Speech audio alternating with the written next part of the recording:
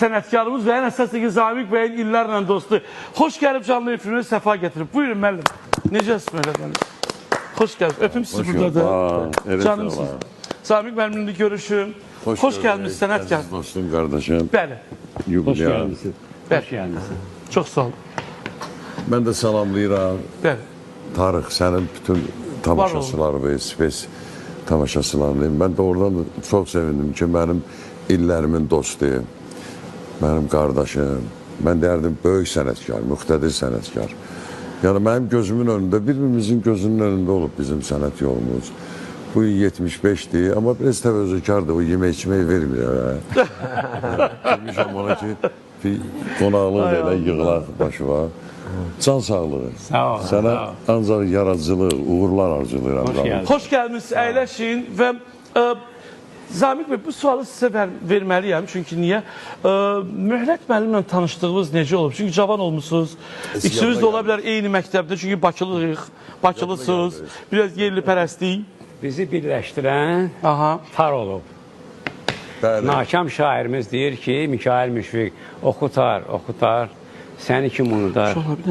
Və bu günləri mən də, mənim həmkar dostlarım da, indi Möhlət buradadır deyə, mən istəyərdim ki, Vamiq Məmmədəliyevin də adını çəkim, Ağasəlim Abdullayevin də adını çəkim, Firuz Əliyevin də adını çəkim ki, biz həmkarıq.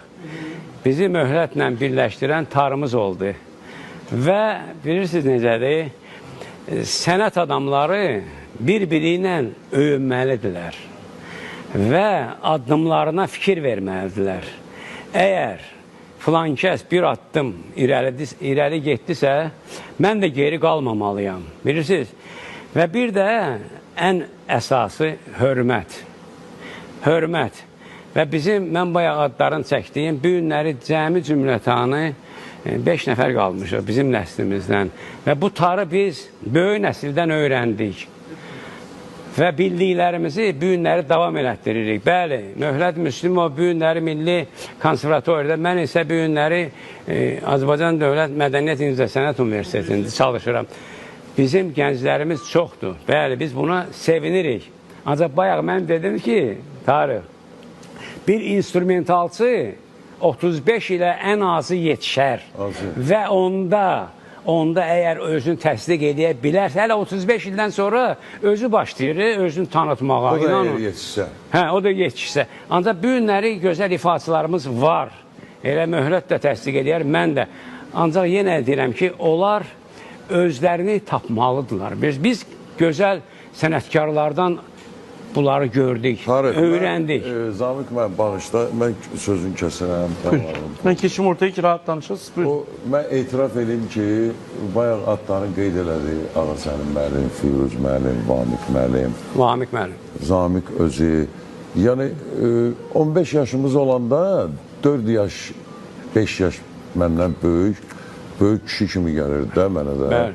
Bunlar tanınanda mənə elə tanıyan yox idi. Mən bunu etiraf edirəm. Bunlar artıq işləyirlər Filarmoniyada, Ağası Məşədəvənin ansambılda işləyirdi Zamiq. Danulduzu, Zeynəb xanımla. Yəni, bunlar məndən əvvəl başlayıblar. Elə o vaxtdan bizim dostluğumuz, belə qiyabı tanıdıq 1 il, 2 il bir-birimizi. O birilərlə mən Asesinalda bir yerdə oxumuşam. Zamiq mənim üstünlüyü ondadır ki, özü özünə öyrənib. O böyük bir şeydir, bu bilirsiniz, profesional olmaq. Yəni, özü kimləri görüb o? Müxtədir, böyük sənətkarlarla işləyib Zamiq müəllim. Elə oldu Zamiq müəllim, gəldi Zamiq müəllim oldu.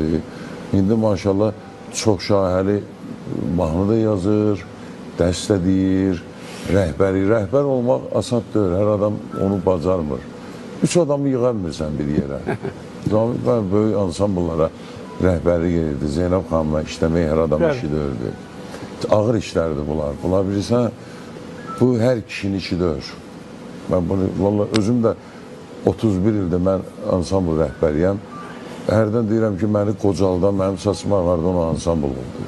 Bu dövlət tədbirləri. Nə qədər dövlət tədbirlərində. Allah ulu öndərimizə rəhmət eləsin. Onun vaxtında bir ayla biz qara kostyum, ağ köynək çıxmırdı əynimizdə.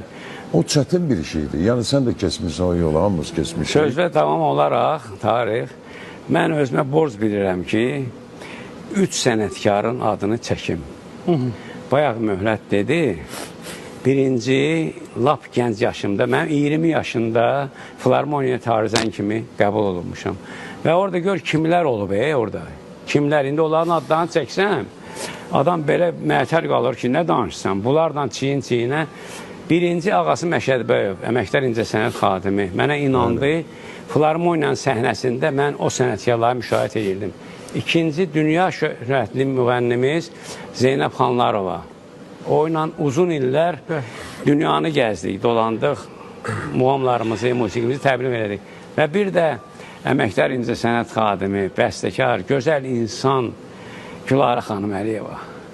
Və bu insanların əhatəsində bayağı Möhlət dedi, mən böyüdüm, inkişaf elədim, axtardım, özümü tapdım. Ona görə də bu günləri sevinirəm ki, mən həmişə deyirəm ki, yaxşı ki, mən tar sənətinə gəldim və bu gün öyünürəm. Çünki bir vaxtlar tar sənəti, Möhlət də bilir, toz başmış üstünü. Ancaq biz dözdük. Bayaq adlarını çəkdiyim o 5 nəfər dözdük. Sınmadıq, biz tarı sinəmizdən yerə qoymadıq və ona görə də bu günləri... Tarın dəbdə olmayan vaxtında. Bəli, bu günləri tar ordusu yetişir. Bu da bizə, necə deyərlər, başımızı ucu eləyir. Var olsunlar. Və bizim qonağımız var, Möhlət müəllim.